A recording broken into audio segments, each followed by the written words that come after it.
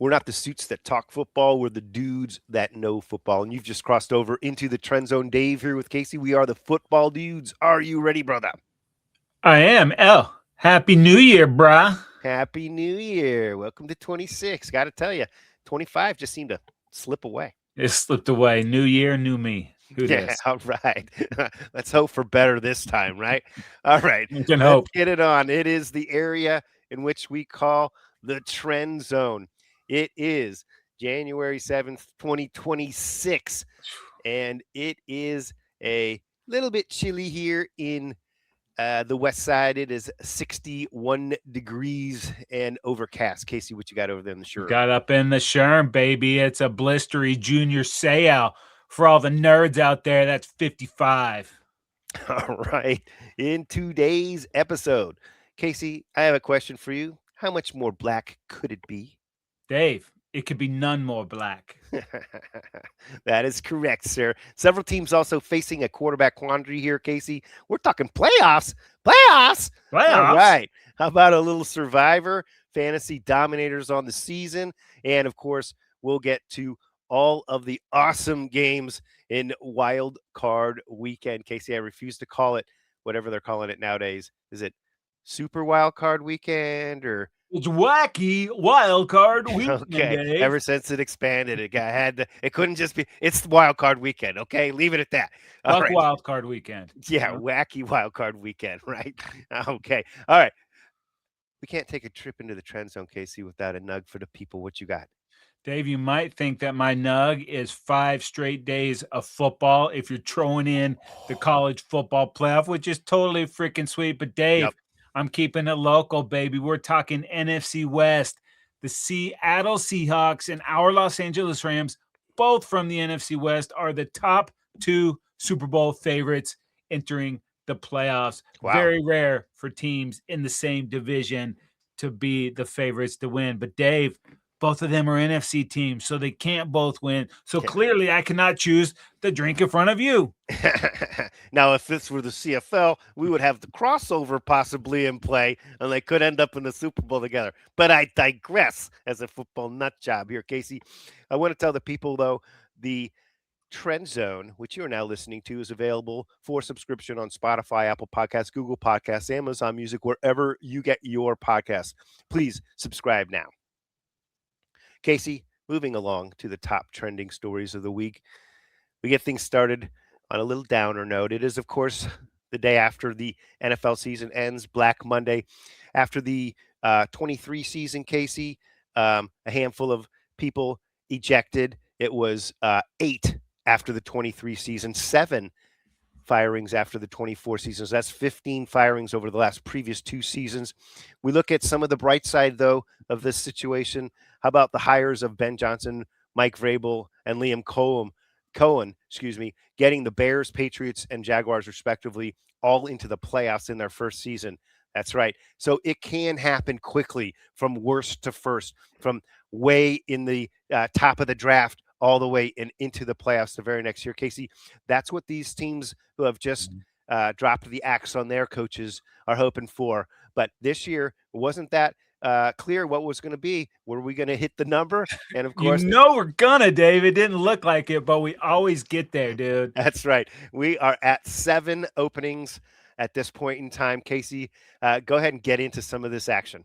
Well, just to get on this topic a little bit, there's only 10 coaches left from the 2022 season in the NFL. We've churned 22 coaches in 3 years, man. They say NFL is not for long. It's never been for shorter than it is right now. But during the season, the Titans and the Giants both made moves. And then on Monday, Stefanski goes down. Morris goes down. Gannon goes down. Carroll goes down. Dave, was that enough for your liking, sir? No, we had to sleep on it for this last one, Casey. And this might blow everybody away, but Harbaugh, not your Harbaugh, brah. Yeah. Harbaugh, John Harbaugh of the Baltimore Ravens, dude, gets ejected on Tuesday, and we'll get into that a little bit. But Dave, besides that, what are your thoughts on some of these firings? Yeah, I mean, the Titans one was obvious. We knew, and the Giants one. I thought he got an opportunity to stay a little bit longer. The Titans, of course, should have never fired Vrabel. Obviously, in Mm-mm. retrospect, they made a massive error there. It was a little bit shocking that the Falcons fired Raheem Morrison as well as general manager Terry The Fontenot. Falcons played pretty good down the stretch, also They did. replacing the quarterback. With Penix going down, you turn and they were playing some pretty good football down the stretch, actually contributed to keeping the Bucks out of the playoffs. So, Yeah, no question about it. And that's why I thought I was a little surprised there overall. But I think they feel like they've got more talent on that roster than they're consistently getting yeah. out of. And that was that. Another one that was a bit surprising, but of course, I think when you lose like 12 games in a row, like Jonathan Gannon did this season, then the Cardinals just needed something to go. But I think a lot of that has to do with the quarterback situation Dude, that they were facing. they all have to do with the quarterback situation. Yeah. Stefanski too, Pete Carroll. Like, which of these teams of these first six had good quarterback play during the season? Not a one Yeah. of them, dude. And when I look at the Browns, Casey, I'm going to butt in here with this one, but they fired the wrong guy. I'm sorry. Stefanski was coach of the year twice during his duration there on the Browns, right? Once with Flacco at quarterback, he got them into the playoffs. And I'll tell you what, the problem is the massive contract that they gave to Deshaun Watson. Did he make that decision? If he did, if he insisted that that was the situation, then yes, he should be the one that falls here. But in my opinion, it should be Andrew Berry. And ultimately, it goes right to the top with Haslam. Well, and also I think Stefanski and he didn't want to go the Sanders route. He obviously, get the draft pick on Dylan Gabriel in the third. Right. And management comes down and says, we're taking this guy. He kind of went kicking and screaming, getting him to start. So that I even mentioned it a month ago that I thought this was going to happen. So he'll get, there'll be some action for a lot of these guys moving forward. Yes, Stefanski's not going to be unemployed very long unless he wants to take a year off. All right, Casey, this last one, though, was the shocker. The Ravens were this close or maybe this close or whatever from the playoffs. And now John Harbaugh, after I don't know how many years, I want to say 18 or something. Yeah. 12 playoff appearances in 18 years, multiple MVPs for the quarterback under his guidance. Yeah, and you're starting to hear little murmurs of rumors and stuff matriculating out of there, but it sounds like, and this wasn't Lamar's doing, but it sounded like there wasn't it wasn't copacetic, that relationship between the quarterback and the coach. Yeah, they took it as far as it was going to go. Maybe another coach can get him over the edge, maybe not. It kind of felt like, even watching that game, even though he had the mojo there at the end, that it doesn't look like the Lamar we had come to know. Like, he didn't have physically, the juice in the run game. Yeah, it felt like, it wasn't that spark. You're always waiting for that electric play with his legs, and he did make some great throws at the end of that game. But he's 29. Yeah, and he's a little bit undersized. He's been banged up. I don't know, at least the last 2 years, maybe more. Right. So I agree. He didn't seem as electric in the pocket. He didn't run as much this year. We know that to be true. No.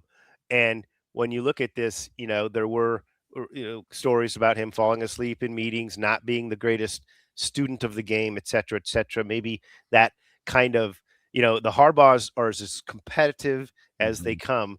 And maybe that was an issue that was, causing the acrimony. Yeah, and the other side of this too, and I don't want to throw Lamar under the bus because he is still a really dynamic player, but 18 years, man, sometimes the message just gets stale. It's not, that he's not a great coach by any means, but just sometimes a change of scenery does everybody a bit of good. So it will be interesting to see what happens here. But, Hoop or Loop, whatever his freaking name is, he makes that field goal. We're not even talking about it. It's they wouldn't fire a coach heading into the playoffs. He won't be unemployed long. I think we can agree on that. Yeah, unless take a break. He wants to, get into some TV. Whatever he wants to do will be there. Yeah. If I'm a certain team from Los Angeles, I call my broski in and get a little, Yeah. tutelage for the end of the season, you know? Well, no question. The Ravens played the Patriots about 3 weeks ago. So, yeah, you probably get a little insider information, at least a scoop on what they feel like might help. So we'll see. Casey, it wasn't just head coaches though that took the fall. We got to get a little deeper into another. It was general managers. Obviously, we talked about Fontenot already, but also offensive and defensive coordinators. Yeah, and Chris Greer from the Dolphins. We'll get into that when we talk quarterback. A little change there. Offense coordinator, not Jim Bob Cooter, Dave. It's John Morton, the OC from the Lions. A big Yeah, drop off from yeah, this Ben Johnson offense the last few years. feeling a little And then salty, probably. Right? very salty. And then a little head scratcher, Cliff Kingsbury's out in Washington, and Joe Witt Jr. He's not going to return to the Commanders either. Yeah, They offensive and panned, defensive coordinators. they panned the Cowboys when Witt and Quinn left, and Washington's not playing very much better defense than the Cowboys, but Witt's already out of there, and Kingsbury, I think he's got his eye on a head coaching job, maybe in college or maybe one of these other openings around the NFL. Yeah, it would not surprise me to see Cliff Kingsbury fall onto his feet there and land in a nice situation. Casey, what else happened? And Dave, in Dallas, no shocker here. Cowboys one and done with defensive coordinator Matt Eberflus. And I'm not really a numbers guy, Dave, but I went back and of the 6 games we lost on the road, we gave up over 35 points average. The best road offensive team this year was the Bears, and they were only scoring around 24 points a game. That's a 10-point difference than the highest scoring road team. So Yeah, something had to go, and you saw the defense never got better. Got a little spark after the trade, bringing Quinn Williams in, but you can't point to anybody besides really Jadeveon Clowney and be like, that guy's playing with his ass on fire. You know, there was never any bright spot for these Cowboys. It never picked up. It never got better at the beginning of the year. All the injuries, sure, of course, it was a shell, and you lose Micah. But towards the end, you expected to see some improvement, and it never really happened. And we wasted an incredible offensive production year. Dak, one career year, George Pickens, Javonte Williams, CD. This was a great offensive team. And all they've got is a trip to Cancun to show for it. It's a bummer. Yeah. New year, new coordinator on the defensive side Fourth of your Cowboys. different defensive coordinator in 4 years for these Cowboys. So, Just working right through them there. It's one of the most dangerous jobs in America these days. Okay, Casey, we got some quarterback situations that are a little bit tricky heading into this off season. Let's get into it here, starting with the Falcons. yeah, and even though he tried to save their season, Kirk Cousins will probably be a cap casualty before March 13th, 35 milli in dead cap. So they do that before the new league year. They'll get to spread it out over 2 years. Dave, and you think 35 million is a lot of money? Yeah. What about the money owed to Tua in Miami there, dude? Tua thinks it would be dope to get a new start, but I don't think the capologist from Miami would agree. I mean, Tua is guaranteed $54 million for the 2026 season. So guess what? He's in the competition to be the starting quarterback there. They are looking for a new GM.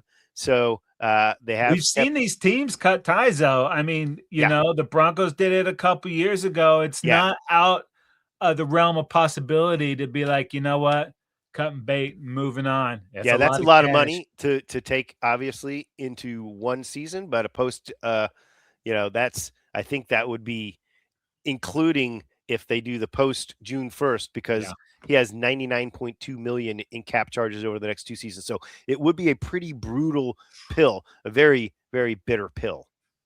Yeah. But if you know that's not your dude moving forward. Yeah. But if you're talking about mistakes with big money quarterbacks, Casey, we got a doozy for you.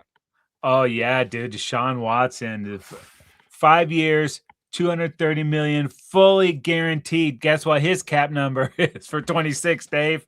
Brutal. 81.7 million. Wow. Yeah, they've sort of kicked the can down the road here on the worst contract and worst trade, both. There's no way to massage this contract and make it feel better, Dave. Yeah. And, oh, by the way, they gave up 3 number ones and 2 number threes in this, and I believe a 5th rounder also, if I'm not mistaken. It is beyond belief the worst contract and the worst trade in NFL history. Herschel Walker, you're off the hook. Yeah.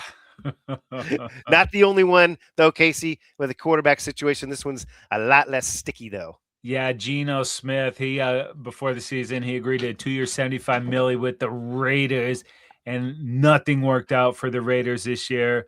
Nope. They're looking for a new head coach, looking for a new quarterback. They do have the number 1 all over pick. If they release Geno, they'll save about $8 million against the cap, leaving them under $20 million in dead money. Dave, getting off easy, dude. These are the days of the NFL when under $20 million is not too bad for dead cap money for a quarterback. Yeah. Wow. I mean, if you don't have any dead money, you are doing some really good cap work. That's for sure. Yeah. All right, Casey, let's move it on. We talk about the total fantasy domination every week for our weekly contributors, the guys who peak out on a weekly basis. But we're going to talk this year, the season enders, since last week didn't really matter, statistically speaking, for a lot of these guys that were sitting and so forth. So let's talk about season total fantasy domination leaders. Who's your quarterback? He happened to be my quarterback of the Foul Boys. We're talking Matt Stafford, also of our Los Angeles Rams, and maybe, just maybe, the league MVP. Why? 4,707 passing yards, 46 passing touchdowns, only 8 interceptions. Wow. And he was dominating all year. But, Dave, you know where he dominated? From my bench. You know why? Because I had the second guy on this list, Josh Allen, who was a must-start except 1 week when I played you. And you had Devontae Adams and ended up beating me. Should have played Stafford that week. And then coming in third, maybe the MVP also, Drake May.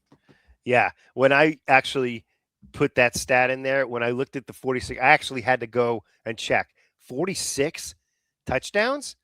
Give the guy the trophy, dude. Incredible. MVP. Okay, for the running back position, it was. Oh, real quick, Dave, and remember how it started at the season? He in the summer he had the back, wasn't even practicing. People thought, oh, yeah, he's too old. Not relating to the young guys either. Remember? Yeah. Okay. At the running back position, it was my guy, Casey, who rode me for the better part of the early part of the season. Kind of fizzled out a little bit, but Jonathan Taylor had a phenomenal season for my Lightning Strikes in the Indianapolis Colts. 1,585 rush yards, 18 rush TDs, 375 receiving yards, 2 receiving TDs. He was phenomenal. Second on that list, Christian McCaffrey, of course.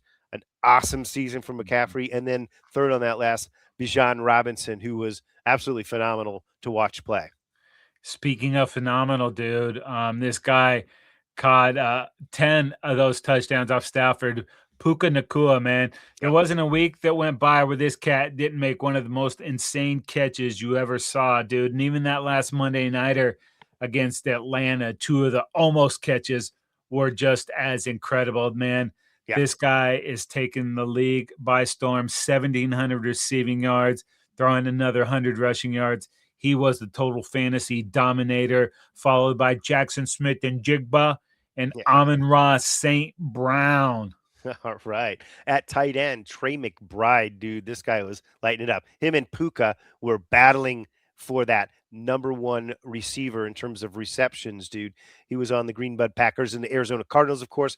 1,239 receiving yards, 11 receiving touchdowns. Remember last year when he was battling to get a touchdown? He was like 80 catches into the season before he got his touchdown. Finally broke that glass there, and boom, the floodgates open. Up next, Dallas Goedert, a guy I drafted but had to cut after he got hurt in the first week, and I lost him to the Eagles fan in our league. And then Kyle Pitts, who I think single-handedly knocked me out of the playoffs with his 3-touchdown performance a handful of weeks ago. Awesome performances from those guys. And Kyle Pitts, in reality, is heading to free agency. Ooh, baby. And just in time for a nice payday, huh? Mm-hmm. I'll bet you. Okay, Casey, moving it on to the Survivor/3 Strikes League. Let's talk about last week's most popular correct pick. If you still had them, the Jags, baby, over the Titans, 35%. I'm surprised that number wasn't a little bit higher. Yeah, last week's most popular incorrect pick. Ooh, lots of people overall with this team. Cincinnati losing to the Browns. Myles Garrett setting the sack record and taking down 13% of the country. Including Wanker in our Wanker. league, knocking us from 4 down to 3 contestants heading into the playoffs. Next week's most popular picks, Casey, I threw a couple up there. And take into consideration, you got to take a team this week that you think is going to win, but is not going to win at all. So you start having to leverage future picks. It can get tricky, but our Rams over the Panthers, 64, almost 65% of the country. The Patriots over our Chargers, you bastards, almost 15%. How dare And the they? Texans over the Steelers at almost 10%. Oof, okay, very interesting. And like you said, the strategy changes and becomes quite cloudy in postseason play. Luckily, having less strikes is really advantageous. I'm still at 1 strike. Ooh. And there's another contestant, my brother, at 1 strike, and the other person has 2. So having that extra strike might be the difference. We'll see. Okay, Casey. You know what you should do is sacrifice the Patriots this week. You have the pick to mess around with. Just go ahead and pick them and take them down. I'm taking the Chargers, and I'm taking them as my kill pick. Go. Go, Chargers. Go. That's what Schwarzenegger would say. All right. Game previews, Casey. We're going to get into the actual action. None of this nonsense anymore. We're going to talk about the football that's going to be happening this weekend. You mentioned the 2 college playoff games on Thursday and Friday. That's going to get us ramped up real good. But, man, this weekend here with Saturday football, Sunday football, and Monday night playoff football is going to be fantastic. It is wild card weekend, brother. What weekend is it? Wild card weekend, my friend. That means it's the playoffs? Playoffs. Dave. Yes. It's slipping away. Yes. What are we, 5 weeks out from the Super Bowl? It is flying by, folks. It's unbelievable. But, Casey, we are going to get it started with some awesome action on Saturday. What do we got? That's right. It is our Los Angeles Rams at the Carolina Panthers, Dave, and our Rams are 10.5-point favorites in this game. It's madness, I tell you. They lost to these Panthers just a few weeks ago. What, 31-28? My goodness, that is outstanding. I mean, what are the odds makers thinking, right? But let's talk about what they might be thinking here. How about this Rams offense?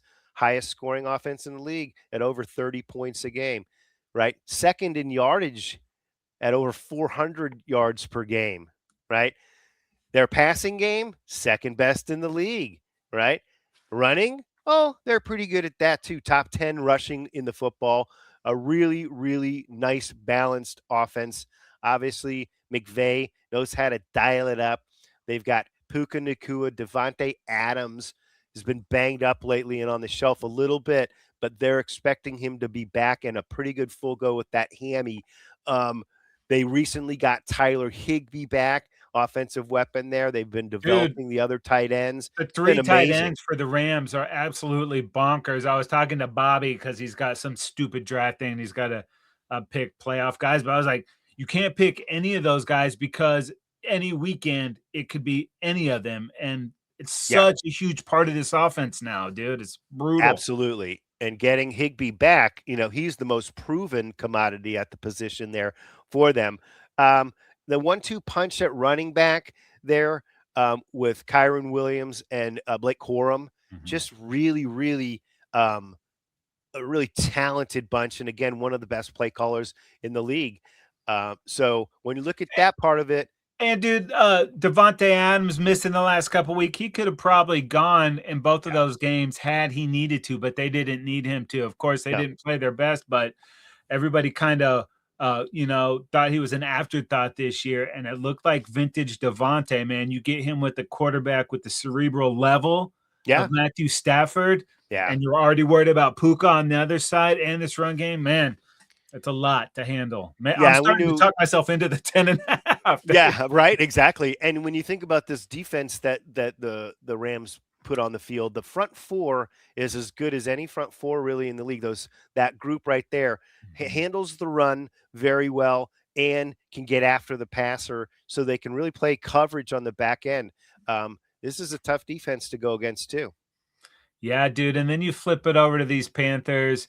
They actually lose the Week 18 game to the Bucks, but they get in because the Right. Falcons get a three-way tie, beating the Saints there. But that being said, man, these Panthers have shown some signs of life. Like I said, they beat the Rams just a few weeks ago in Carolina. Dave, this game is in Carolina. And the best thing that the Panthers can do is get that run game going with Rico and Chuba. Chuba hasn't been healthy all year, but he's starting to get there. And Rico has been maybe the best ROI on a running back out there, man. He's been tremendous for this squad. And Ted McMillan, this was a receiver that I liked a lot.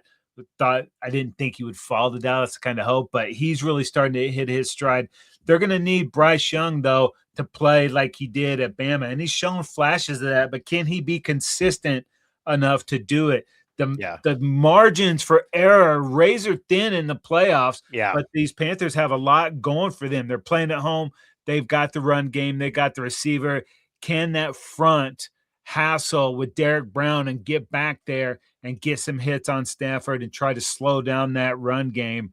It is going to be a tall task for these Panthers. But like I said, they beat these Rams just a few weeks ago. Playoff football, a whole different animal, dude. Yeah, they're going to have to find a way to disrupt Stafford and keep him out of his rhythm. This is the 29th ranked pass rush team in terms of sacks in the Panthers. That is a flaw there that might come out here. If they can't disrupt Stafford and Stafford finds himself in a rhythm, that opens up all of it, the play action, the running game, everything. And this Panthers defense is not phenomenal by any stretch. They're solid, but I just look at the two offenses, and I got the Rams here. They are a juggernaut, and the Panthers, when they click, when that run game works, you're right. That is a really solid offense, and Bryce Young has shown that he can get it done.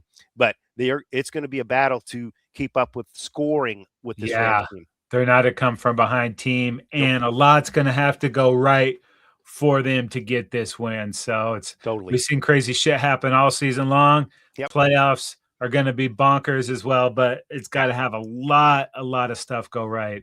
For no doubt about it. Okay, let's move it on to the next big game on Saturday. It's 5:00 West Coast time. It's 8:00 East Coast time. It is the 7th seeded Green Bay Packers heading to the 2nd seeded Chicago Bears. The odds makers have this one a 1-point favorite for the road team Packers, Casey. They're favored by 1 in this one. Interesting. Yeah. And dude, how big of scumbags are the NFL putting this thing on Prime, not even having this as an over broadcast? Now you can get Prime for free for a month, but you shouldn't have to do all that bullshit to watch playoff football. Yeah. NFL is trying to find which streaming platform can get the most. They're willing to sacrifice numbers to see who they want to get in bed with for the long term. It's kind of criminal. I kind of respect the grift, but I really don't, especially when it's playoff football. I digress. How many different services do they want us to buy? Every one, dude. Over Christmas, you had to have everything. It's bullshit, dude. Yeah. But we're still coming in. Back to the game. They're going to be there, and I'm going to watch. They'll figure it out. But these Packers kind of limping into the postseason, man. Almost shut out last week against the Vikes. Get the last second field goal also to cover the 13.5, which is a little bit weird, but that quarterback's been cut. He's not going to be there soon. Jordan Love's had a couple weeks to try to get healthy. Yeah, and it looks like he'll be feeling good. He said he was taking all the mental reps, everything. He feels very confident. He's saying the right things. Yeah, but he's gonna have to do the right things, dude. Josh Jacobs kind of got hurt down the stretch as well, and when he wasn't feeling great, this offense kind of suffered, man. They need to get back to that. He needs to have a bunch of touches in this game. Emmanuel Wilson was good when Jacobs was out, but Jacobs, dude, is the workhorse, is the heartbeat of this team. And Christian Watson, we talked about it earlier in the season, especially when Tucker Kraft goes down. He kind of steps in to be that true number one. He's going to have a big game there too. And defensively, obviously, no Micah in this one. What kind of pass rush can they get? These games were super close. They split them in the regular season. This one, it sounds like there's going to be elements with the snow. Yeah. It might be crazy. It's definitely going to be cold. Can the Pack lean on that run game? We've seen Jordan Love have some phenomenal playoff games, but it's not going to be the best weather to throw the football. But Dave, this is a third match in divisional teams that hate Rubber each other, match. dude. Yeah. The Packers have owned the Rams. I mean, the Bears for the last whatever. Aaron Rodgers was there. Aaron Rodgers sell his stock to the people? Now, what is going to happen, dude? Because Ben Johnson, the new coach of the Bears, loves to rub it in LaFleur's face. Will that happen on Saturday night? Yeah, and it'll be interesting. And I think you mentioned something that was kind of important there. Is this running game for the Packers going to be effective? And I think that's crucial because when you look at the Bears defensively, they are near the bottom of the league overall in terms of yards given up, and in particular in terms of rushing yards given up. So that's going to be one of the keys to the game. Can this Bears defense, which is overall statistically not very good, except for one massive stat, they're not even good at getting after the quarterback at sacks. But for some reason, this Bears team is number one in interceptions on the year. They are plus 22 in the turnover ratio, which is 5 better than Houston as the best team in terms of turnover differential, plus 22. So what that tells me is this Bears defense and this Bears team in general is accustomed to winning the turnover battle by a one or two turnovers here. If the Packers can just hold on to the football and play them even, or even get a turnover from this Bears team, that might put a lot against the Bears. On the Bears, though, the Bears, when we saw them at their best, that game against the Eagles, that was a primetime standalone game where they just ran all over the Eagles. Can they get that running game going and keep the game in the time of possession in their favor and hold that football, control the pace of the game? That's going to be interesting to see if they're able to do that. The Bears offensively is a pretty good overall group. Ben Johnson has got Caleb Williams playing more consistent football, and I think that with him not making those freakish plays where he's trying to, superhero everything. He's throwing that thing away now, not taking the sack, dude, just getting rid of it. Yeah, it's made and a playing huge within difference. the scheme, getting back to the back of the drop and throwing it, finding his first and second read, whatever, going through the progressions. So I think if Caleb Williams can get off to a good start, and the Bears can find a way to get one or two of the turnovers there and win that turnover battle, that's the formula for this Bear squad at home. The elements are going to be part of it. You mentioned it. So it could be windy, right, as well. Yeah. It's the Windy City after all. So let's see which one of these teams is going to be able to establish the run. Even though they didn't win, the Bears, that Sunday night against the Niners a couple weeks ago felt like as close as you can get to having a signature game without getting the dub. Yeah. I mean, they fought back and forth, and he kept responding and making the play after play that they needed to have happen. So I was thoroughly impressed with the Bears in that game. Is that the type of performance we can get out of those guys? Yeah. And both of these coaches are sort of like, offensive masterminds. So, and dude, the Packers, I know last weekend, whatever you want to say, doesn't matter. They haven't won a game in a month. 4 straight losses going into the postseason. I don't know how much mojo you can get rocking when you don't win for 4 straight weeks. But got to flip the switch. I think the Saints did that one season, kind of going into the playoffs on a down and then won the Super Bowl. But that's not the common situation. You want to enter the playoffs with momentum. So it'll be interesting to see what happens. Let's move it on to Sunday's action, Casey. All right, we get it started in the AFC. It is the Buffalo Bills at the Jacksonville Jaguars, and those Bills are 1-point favorites in this game. Wow, and this is a Jaguars team, dude, that I don't know where it was. Maybe it was when they slaughtered the Chargers about 2 months ago that has really, really found their rhythm and found their mojo heading towards this playoff run here. They're sitting there at the 3 seed, man. It has been a really impressive turnaround from Liam Cohen to really get the best out of Trevor Lawrence. We've been talking about this, Dave. We said like a month ago we wanted to see Trevor Lawrence get up there. We've seen him step by the top of the mountain and he's fallen off. It feels like now, though, he's got strong footing up there. It feels like he is becoming more consistent, that quarterback that we thought he was going to be coming out. And maybe it helps having a good coach and good players around you and a good defense as well. But he's playing the best football that he's played in the NFL. And I know Duval has got to be stoked, bro. Yeah, big time, dude. And this is a really balanced football team, all parts, both offense and defense. They're really well-rounded. They've got there's not as many shiny objects really as there are just really solid players at all positions, both sides of the ball. The lines are good, not phenomenal, but really strong and solid.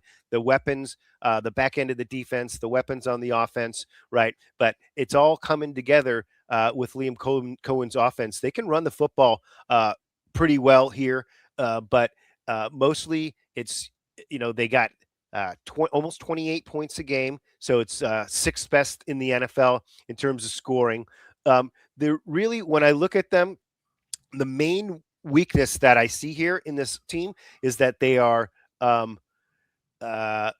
not really great at getting after the quarterback. They're one of the worst teams in the league at getting after the quarterback, but they are pretty awesome at stopping the run, which is going to be interesting against this Buffalo squad who really, when they're thriving, that's when that run game is going. Yeah, dude. And speaking of the run game, all season long, all career long, Josh Allen has really been able to take off and make plays happen with his legs.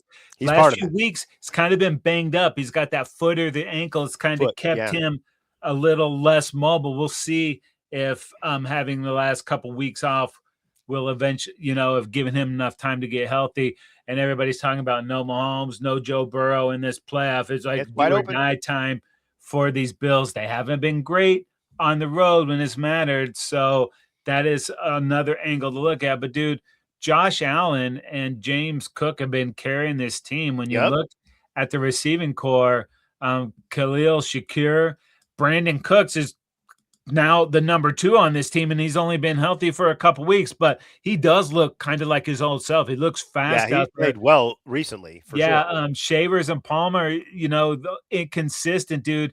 And Keon Coleman, he was out there with the second teamers last week, but his effort looked good to me. I don't know what's going on behind the scenes there. I thought this cat was going to take the league by storm. I haven't seen it, but I loved what I saw last week when he wasn't playing with the starters. Can they get this guy's mind right? Because they're going to need everybody there. I think the best thing besides the run game and Josh Allen have is the Dawson Knox and the Dalton Kincaid. Those guys, when Kincaid's been healthy, he's an incredible playmaker. And Dawson Knox, the tandem of tight ends is the tandem of tight ends almost makes up for not having a threatening wide receiver, which we've talked about a lot. Josh Allen, if the running game isn't working, and they are the number 1 running team in the league, the Bills, and they're the number 1 time of possession team. So that means they like to run the ball and take up the clock and use that and really, rest their defense. If that's not going to work because they're going against the number 1 defense stopping the run, then you need to find another way to make it work. Will it be the tight ends? Is that it? Or will James Cook and somehow when he's back there, Allen's got to do something. They don't get after the quarterback very well. So he's got to have time. He's got to get the play to the second part of the play and then see if he can create something special or then take off and run. And that's what the Bills have going for them when they've struggled this year. We saw against the Texans, man, that pass rush was absolutely brutalizing him. This is a great defense, but different in the dynamics that they do. Can that O-line hold up, give Josh Allen a pocket, and can his weapons make plays for him. It's a very intriguing matchup, dude. The winner of this game, I think, is set up in very good position. Yeah, both of these two teams look to be like, ooh, man, this is whoever wins this, you're right, is going to be a threat to win the AFC title. Yep. All right. Shall we move it on to Let's do the it. middle game here? It is going to be the San Francisco 49ers. They're the 6th seed. They're heading to Philadelphia, the 3 seed, to play the Eagles. The Eagles at home in this one are favored by 4.5. And these Niners have shown you a little bit of everything these last few games. They went like a month without punting, and then a lot of stuff in that Seattle game just didn't go right for them. And we'll get into Seattle next week because I was just so impressed with them. But this team is so banged up. George Kittle's going to play no matter what. We don't know if Trent Williams is going to play. He didn't practice on Wednesday this week, so we don't know if he's going to be there. And this offense is different without him. And Ricky Pearsall too. What's that? Pearsall as well. Yeah. I like been the banged up team all year, though. So banged up all year. And you got to wonder if that depth is taking too much of a hit to get past the defending world champs. But when it's going right for these Niners, man, it's looked awesome. Brock Purdy came in after injury and looked very good, besides last week against Seattle, which that defense was incredible. But there's so many different ways, even if the run game's not going, you get production out of Christian McCaffrey. But, dude, a hobbled Kittle and a hobbled Trent Williams, man, I just don't know if they can get the production. And then the defense, obviously no Bosa, but the heartbeat of this defense, clearly Fred Warner. There was talk to try to get him back. I don't see that happening. I don't know that they're going to be able to slow Saquon and that run game down. Can they find enough plays on that defense to slow the champs down? I don't know that they can, dude. And it's weird, this Eagles team all season, they were 8-4, whatever they were, all the way along the way. We're like, what's wrong with the Eagles, right? They couldn't find like really consistent productivity on the offense, and the numbers reflect that. I mean, they are points per game, 22.3. That's 19th in the league. They're on the bottom half of the league in total offensive yards. They're not a great passing team. They're just pretty good. They're 18th in the league at rushing the football with Saquon Barkley. Remember that when the offensive line is good, and this has a lot to do with Lane Johnson, right? And when he's in there, they win like 3 out of 4 games. And when he's out of there, they only win like 1 out of every 3. Okay. So it's a total difference. And he's a maybe for this game. Dallas Goedert is another huge weapon for this team. Like I said, I drafted him and cut him in fantasy after the first weekend because he was banged up already. He's banged up right now. His status is questionable. When they get, the talent at receiver with A.J. Brown and Dante Smith is not questioned, right? Yeah. But they don't find the consistency there, getting those guys the football game in and game out, where they're putting up good numbers, where you would expect with the talent that they have. This is the Super Bowl champions from last year, for crying out loud. The numbers don't reflect the level of talent that this team has. But they're going up against a Niners team that's got 20 sacks on the season, dude. That is 32nd in the NFL. Only 6 interceptions.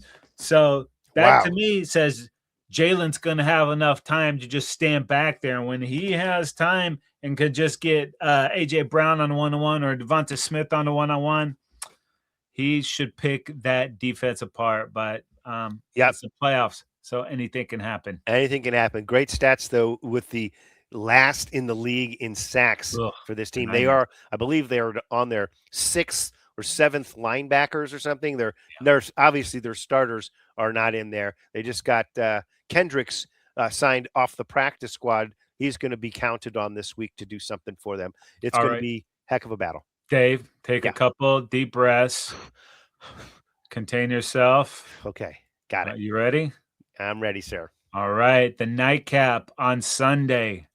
Our Los Angeles Chargers at the New England Patriots. And those dirty Patriots are 3.5-point favorites, Dave. Yep. React. Show me your lightning bolt. I'll tell you what, man. A lot of praise for Drake May and MVP, and the numbers look great. But Herbert we'll never get it this year, of course, but he should be in the mix there. And the reason why is because the offensive line has been such a shambles after losing Rashawn Slater before the season and then losing Joe Alt after basically he only played 4 games in this season. The offensive line has seen, if I'm not mistaken, at least 22 different combinations of players Ugh. up there. They are the worst offensive line in the NFL, probably the worst offensive line in years in the NFL. Justin Herbert is the most hit quarterback in the NFL, but not the most sacked. That's because he's awesome in the pocket. He's strong and hard to bring down in the pocket. The thing is, the Chargers, their time of possession is second best in the league, which is amazing, and they're third in third down conversions, which you wouldn't think with all that I just mentioned about that O line. But they do try and run the football. When they get the run game going, this is a very balanced and difficult team to defend offensively because of they do have a real ensemble of weapons in the receiving game now. With obviously Keenan Allen and Ladd McConkey being very, very difficult to cover in close range. Quentin Johnston's had a very nice season. Aronde Gadsden, the rookie, has had flashes, right? But, Amarian Hampton, the rookie running back, he missed 7 games due to injury. He was sat last week because of an injured ankle. We don't know if he's good to go, what the level there is. Kamani Vidal emerged as a guy in his second season there that can carry the load, but it's a great 1-2 punch. All right, enough of the Chargers offense. Real quick, over this defense where hopefully we won't get Jesse Minter, our DC, stolen away for a head coaching position because this guy works magic on the defensive side of the football, man. This is a very good secondary in particular. We've gotten better at stopping the run. The Chargers are 5th in the league stopping the run, 5th in the league stopping the pass. That is nice balance. They've got 19 picks on the season. That's 4th best in the league. This defense is hard to score on. It's been 20 points allowed on the season. So the last 6 weeks, we've given up just 20 points or less in every single game. Chargers have obviously rested our guys last week, needed to rest Herbert's hand. Most of the guys rested. So that rest is what we chose over trying to play for seeding last week. But I know that this Patriots team has got a phenomenal record, but they did play a pretty easy schedule this year versus the Chargers, who played the Chiefs twice, and beat them both times. They played the Eagles and beat them. That's the Super Bowl champions from last week. Last year, They're in the lead, dude. They played the Cowboys. That's right. They played the Eagles, beat them. Excuse me. They played the Broncos, who are the number 1 seed, and we beat them with our starters right in the beginning of the season. So, when I look at it, I think this is a battle-tested Chargers team. Just if they can somehow cobble together the offensive line to protect Herbert for more than a half a second back there, which is probably the most that he would normally have is about a second and a half, something like that. If they can hold and this Patriots team isn't great at getting after the quarterback, right? They are, in terms of sacks, 22nd in the league. So, yeah. I mean, it's not. I'm going to downplay it too bad, but it's a matchup that if the Chargers offensive line can hold a little bit, create a couple of creases, create a running game, and create a balance, the Chargers will do what they like to do, possess the football. Then when their defense is done resting, they can go out there and attack Drake May and see if we can slow down. This Patriots offense is clicking. Yeah, but I told you at the beginning of the season this Chargers team would be led by this defense, and you see it there. And I think it's wishful thinking that Minter's not going to go out. Hopefully Harbaugh can speak some magic into his ear because that dude is bred to be a head football coach. But you mentioned the sacks by the Patriots. Those Chargers got 45 of those bad boys, and they come from a bunch of different players. And you mentioned all the turnovers too.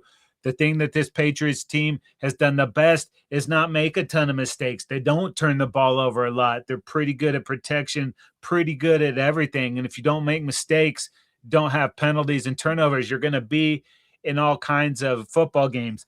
Can the Chargers push those Patriots into making those mistakes on offense?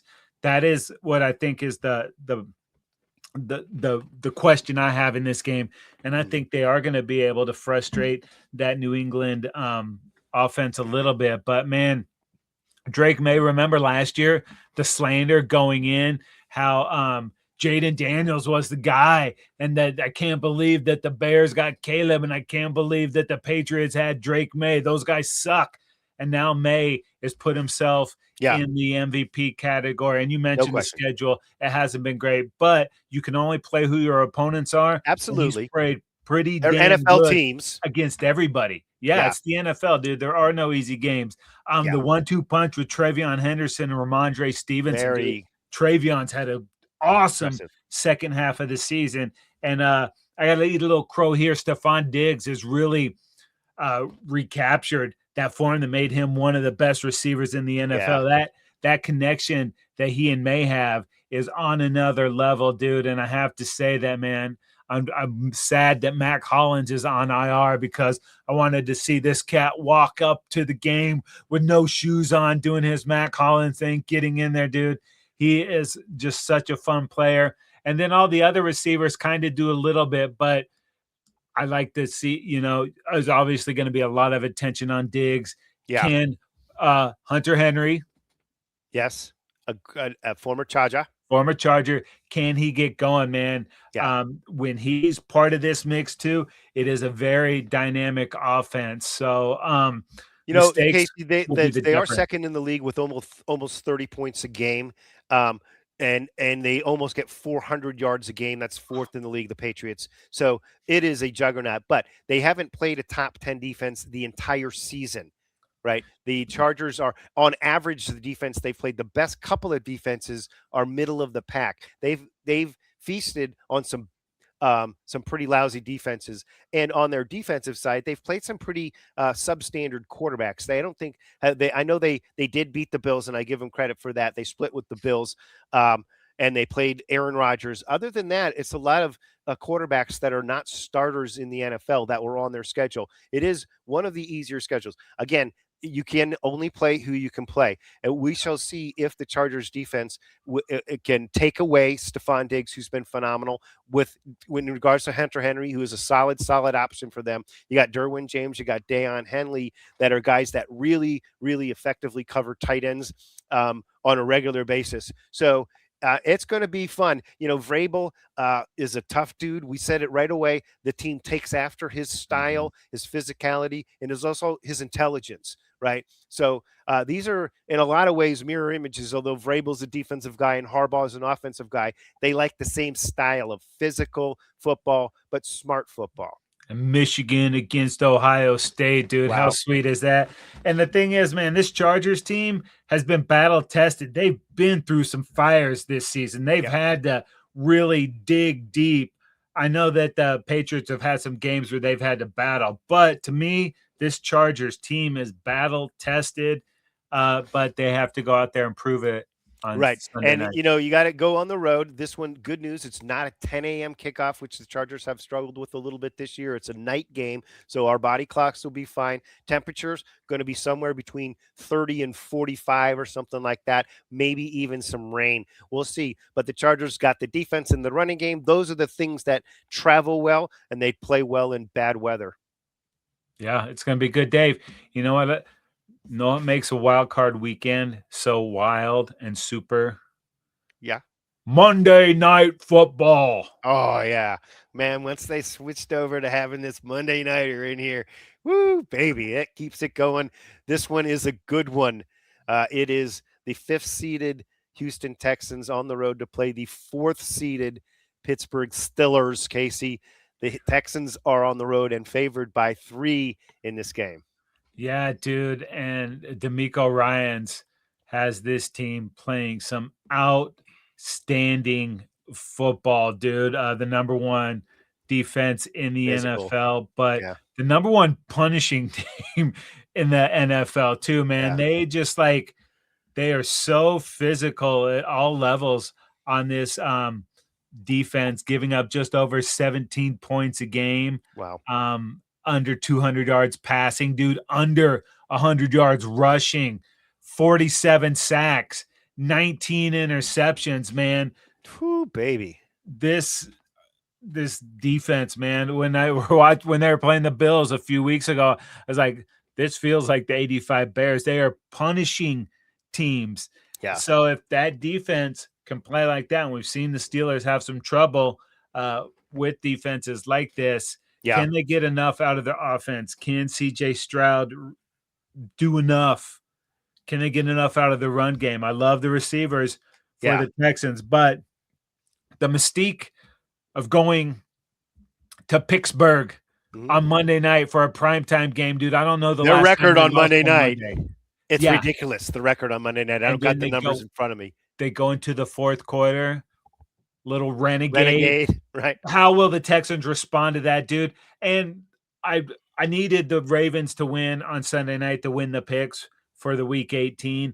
But part of me wanted to see what would happen if these Steelers could find a way to get in there. The second half, maybe the fourth quarter of that Steelers-Ravens game, not running, but we saw a little of the mojo in the old man's arm. You know, we saw Rodgers looking like some of that vintage Rodgers action. Is there enough magic left in that cat to beat this defense, dude? If anybody could do it, it's Rodgers, and they're getting DK back. Yeah. And they just got TJ Watt back. And so some of the pieces are coming into place. One of the big things here I look at is the time of possession. The Texans here, 3rd in time of possession, and the Steelers 30th in time of possession. The difference is only a couple of minutes, but if the Texans can sort of hold on to the football, it's not like their running game is something special or anything. It's more that their defense, I think, gets the other team off the field. So we shall see if the Steelers can somehow find a way. They're going to need to balance out that time of possession in this game. They're going to need to run the football decently with their guys. And it kind of Gainwell has been sort of an extension of the running game with that short pass moving around. But they didn't have anybody without DK Metcalf that was a deep threat, maybe MVS a little bit. But, I mean, now that they get Metcalf, that's a guy that you can throw the ball up to and give him a 50-50 opportunity and feel like no matter what, he's either coming down with it or it's going to be an incomplete. It's not going to be trouble. But, it'll be interesting. I mean, we've got Aaron Rodgers. Is this going to be his last home game? Is he going to be on the Steelers next year? Is he going to be in the NFL next year? Is this team going to find some kind of rhythm and get a nice playoff run going? This Texans defense, though, they're sick, bro. Wow. I know. And just weird shit happens in Pittsburgh in these primetime games. And I'm wondering if my guy, Patrick Henry Christopher Sarsipius Fryermuth, is going to be burning up the seams.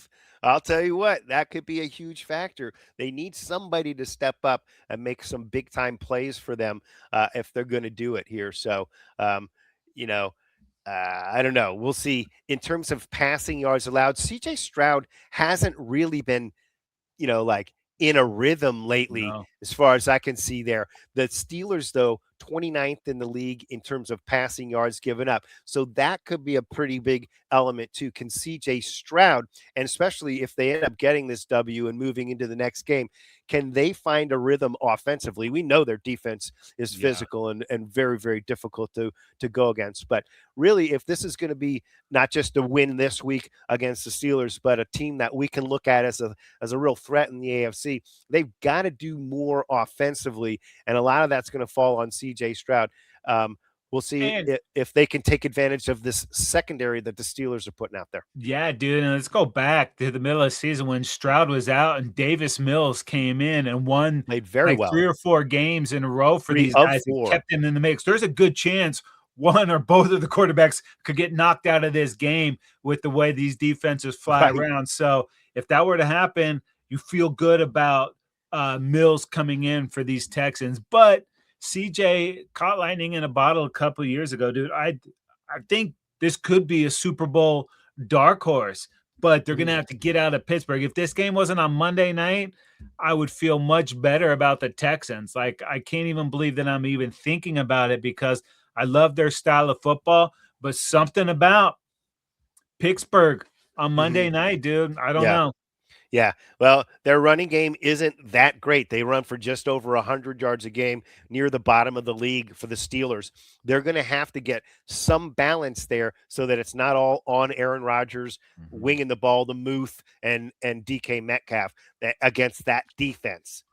Yeah, and when Warren's been healthy, he's been pretty dynamic Yeah, with these Steelers too. Both of these guys kind of like not afterthoughts, but Gainwell and Warren were kind of the guy behind the guy, and they've both made the true. most of their timeshare there. So someone's gonna have to step up for A-Rod. And can that offensive line give him enough time to work his magic? And is there still a little magic left in that arm, dude? And how many terrible towels will we see there? Is that home field advantage and that mystique on the Monday Night Football, is that going to carry this Steelers team? I mean, it has in the past. Can it know. moving forward, dude?